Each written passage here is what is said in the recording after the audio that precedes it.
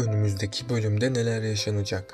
Öncelikle Seher ve Yaman'ın artık mutlu olmasını istiyorsanız ve ayrıca İkbal'in yaptıklarının cezasını çekmesini istiyorsanız da beğeni tuşuna basalım ve sayımızı görmüş olalım. Seher artık yürüyebilecek mi? Zuhal ölecek mi? İkbal'in gerçek yüzü ortaya çıkacak mı? İşte bütün sorularınızı yanıtlayacağım arkadaşlar. Dizimizin yeni bölümünde hepimizi mutlu sahneler bekleyecek. Çünkü Seher ve Yaman için daha mutlu günler yaşanacak ve Seher yeniden iyileşmeye başlayacak. Yaman Belgin'den şüphelendiği için Nedim'e gerçekleri araştırmasını istemişti. Nedim de doktor hakkında araştırma yapmıştı. Nedim doktorun hesabında yüklü miktarda paranın bulunduğunu söylemişti. Yaman ise tabii ki bu olaydan iyice şüphelendi. Ama hiç beklenmedik bir anda İkbal'in sonu feci bir şekilde gelecek.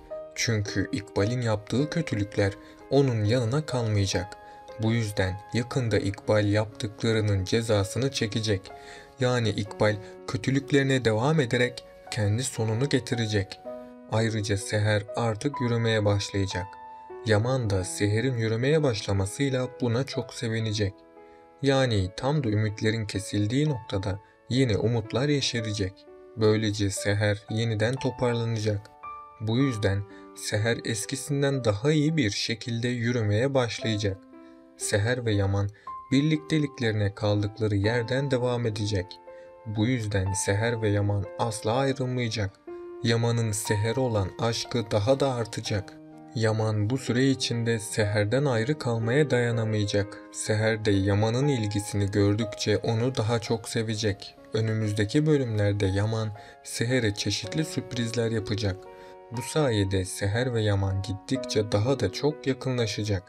Yaşanan kötü olaylar Seher ve Yaman'ın arasındaki bağı daha da güçlü yapacak. Zuhal ise en son Melahat tarafından boğulmuştu. Ama Zuhal ölmeyip kurtuldu. Çünkü Zuhal'in daha dizideki rolü bitmedi.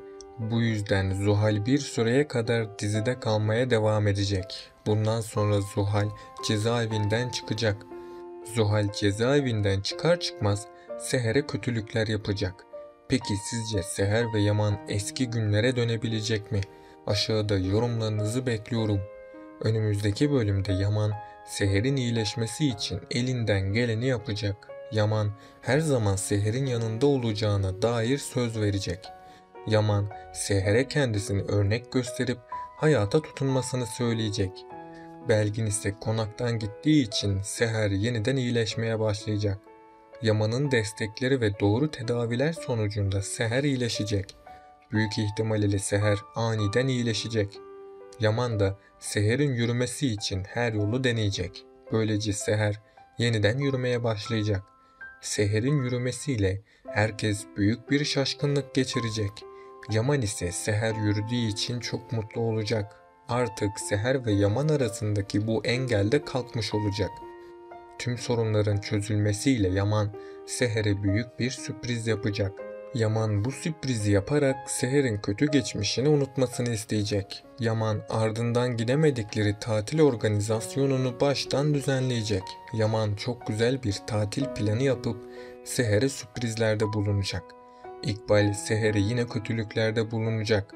İkbal mutluluğu bulamadığı için Seher'in de mutlu olmasını istemeyecek.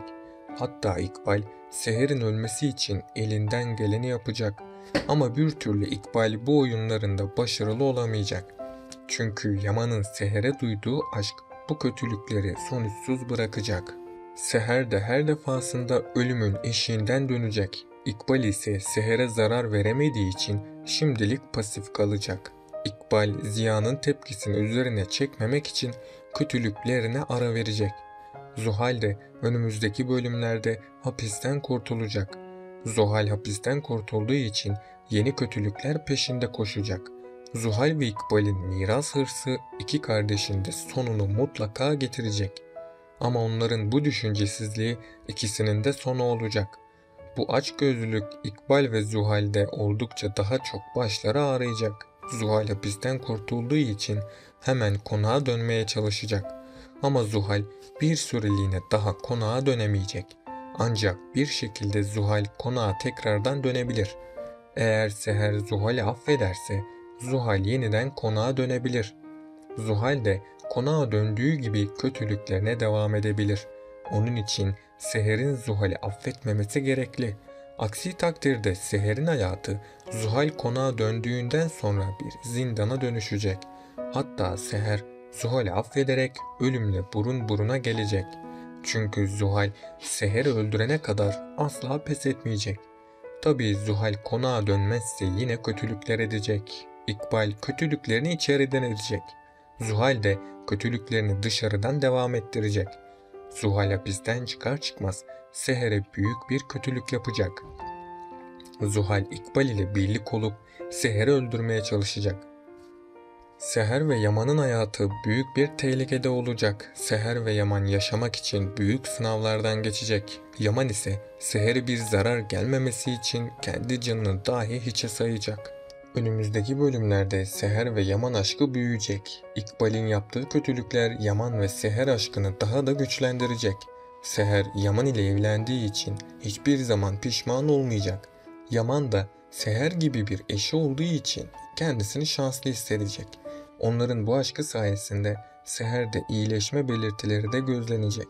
İkbal ise Seher ve Yaman'ı mutlu gördükçe iyice hırslanacak. Çünkü İkbal Yaman'ı Zuhal'in hak ettiğini düşünmekte. Hatta kendisini Kırımlı mirasının tek sahibi olarak görmekte. Aslında İkbal kötülükler yaptıkça Seher ve Yaman'ı yakınlaştırıcı. Onun miras hırsı olmasaydı Seher ve Yaman evlenemezdi. Çünkü İkbal Yusuf'u konaktan göndermeye çalışırken Yaman'ı Seher ile evlendirdi. Zuhal'in de konaktan kovalarak hapse girmesine sebep oldu. İkbal kötülüklerine devam ederse sıradaki kişi kendisi olacak. Bir miras uğruna İkbal evliliğini bitirecek. Çünkü Ziya bu olanlara artık dayanamaz hale gelecek. İkbal Ziya'nın verdiği şansı kötü amaçlarında kullanacak. Ziya da bunun üzerine İkbal'i bir daha asla affetmeyecek. Ziya İkbal ile evliliğini sonlandırma aşamasına gelecek. İkbal yine Ziya'yı kandırmaya çalışsa da bunda başarısız olacak. Ziya da tüm olanları Yaman'a anlatmaya çalışacak. Melahat ise Zuhal'den intikamını alacak. Bu yüzden Zuhal için zorlu günler gelecek. Ama Zuhal bu durumu da lehine çevirip cezaevinden çıkmanın bir yolunu bulacak. Yani Zuhal hapisten çıkacak. Büyük ihtimal ile Zuhal hapisten çıkar çıkmaz konağa dönmek isteyecek. Ama Yaman Zuhal'i affetmediği için bu imkansızlaşacak. Zuhal konağa dönemediği her gün boyunca İkbal'i tehdit edecek. İkbal de Zuhal'in gerçekleri Yaman'a anlatmaması için onun bu isteğini kabul edecek. İkbal önümüzdeki bölümlerde Seher'in yanına gidip ona bir istekte bulunacak. İkbal'in Seher'den bu isteği Zuhal'in konağa yeniden dönmesidir.